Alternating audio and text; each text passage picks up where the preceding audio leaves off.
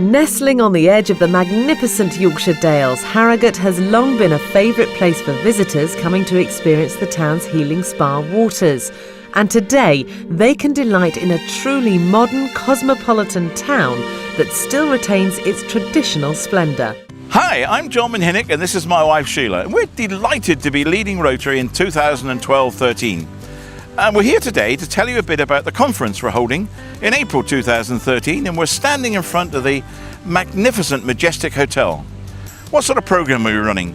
Well, we're going to have a mixture of fact, fun and fellowship. Sheila, tell us about the fun. I'd love to.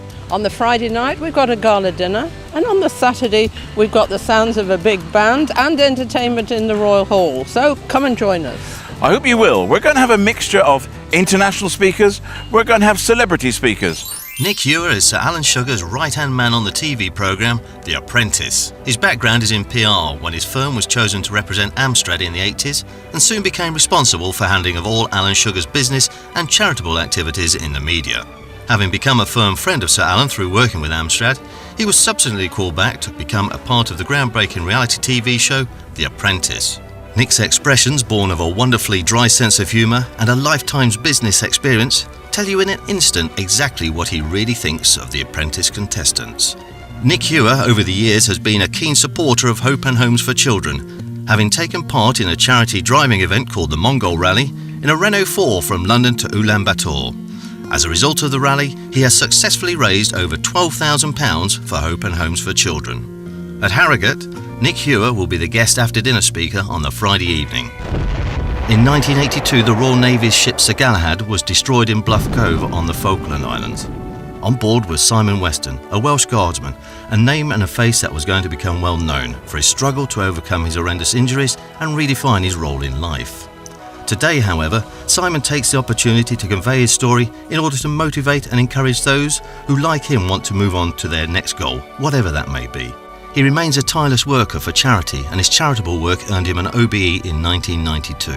Simon is coming to Harrogate on the Saturday and will speak on the subject of dignity and bravery. Matt Dawson had a very successful rugby career, being part of the English squad that won the World Cup in 2003 with 77 caps under his belt. He is England's most capped scrum half. He was awarded the MBE for his services to sport. His position on a question of sport has elevated him to a national TV personality. In 2008, he took part in the BBC Celebrity MasterChef and won.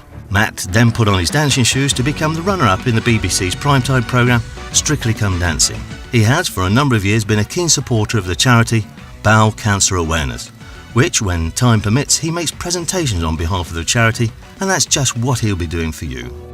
Dr. Karen Brady, Lord Sugar's right-hand woman and formidable business siren, is also a proud and committed Stroke Association ambassador. At high risk of stroke herself, Karen is honoured to represent the Stroke Association for Rotary 2013. Karen, as the first woman in football, is also vice chairman of West Ham Football Club. Karen has also been very involved in raising awareness that both adults and children can suffer from a stroke. Stroke has a greater disability impact than any other medical condition. 250,000 people are living with long-term disability as a result of a stroke in the UK. Karen will tell us about the work of the association. Sakuji Tanaka's theme for the year 2012-2013 is Peace Through Service. He has realised by helping others, even in the simplest of ways, he could help to build peace. He will tell us that peace is not something that can only be achieved through agreements by governments or through heroic struggles. It is something that we can find and that we can achieve every day and in many simple ways. The Reverend Rolly Bain is a full-time freelance Anglican priest and a professional clown. A brilliant slack rope act is his party piece, but he combines humour, circus, pathos, slapstick and storytelling in order to amuse, challenge and teach. We will hear his gentle anarchy, which is rooted in stories from the Gospel, which turn the church and the world upside down. And as the church's jester, he is able to tell the truth and get away with it. We're really going to focus on Rotary as well. We're going to talk about the post-Olympic dividend. We're going to talk about the health issues.